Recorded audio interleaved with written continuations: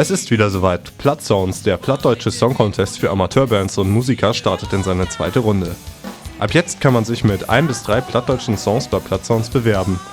Plattsounds 2011 als Versuch gestartet, die plattdeutsche Sprache aus der Unsorg-Theaterecke herauszuholen, war ein glatter Erfolg, wie Organisator Stefan Meyer erzählt. Ja, es war ein voller Erfolg, kann man glaube ich sagen. Also es hat sich tatsächlich so ein kleines plattdeutsches Netzwerk gebildet. Diese kleine Plattdeutsch-Pflanze wollen wir jetzt weiter begießen, indem wir in die zweite Auflage gehen. Es hat sich dieses Netzwerk gebildet und es sind Kontakte entstanden.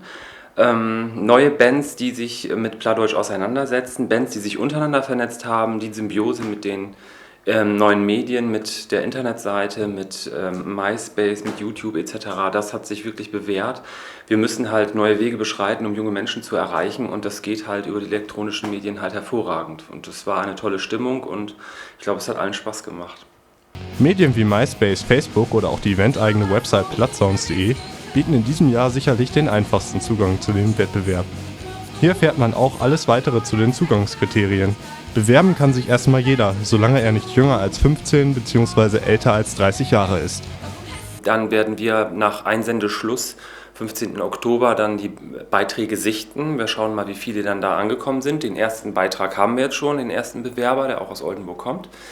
Wir schauen dann mal an, wie die Auswahl dort aussieht und legen dann mit der Jury zusammen den Fokus darauf, wer es dann wird. Also wir wollen so circa 10 Bands haben oder Amateurmusiker und würden auch gerne das breite Spektrum der Musikbranche auch darstellen, wenn möglich. Aber das liegt zum Teil halt auch in den Händen der Jury.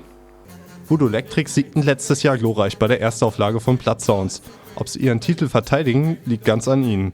Sie müssen nur einen neuen Song einreichen, mit dem sie erneut in der Endrunde brillieren können. Und auch wer noch keine Songs auf Platt zu bieten hat, auf Hochdeutsch dafür umso mehr, wird nicht ausgeschlossen. Übersetzer, die nur aufs Hochdeutsche warten, stehen in den Startlöchern. Also das machen wir auf jeden Fall.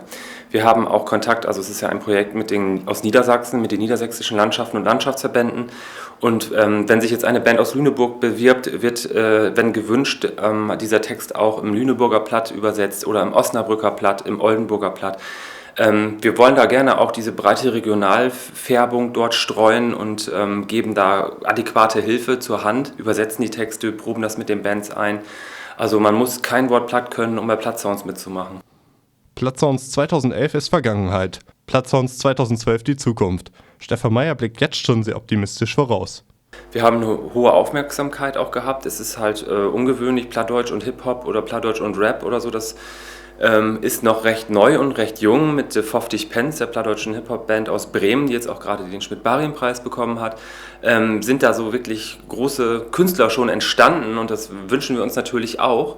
Wir waren letztes Mal voll und ausverkauft, darum werden wir dieses Jahr auch etwas größer werden und noch weiter in die Breite streuen und ich denke, wir sind da auf einem ganz guten Weg, dass dieses Plattsounds-Pflänzchen so langsam wächst.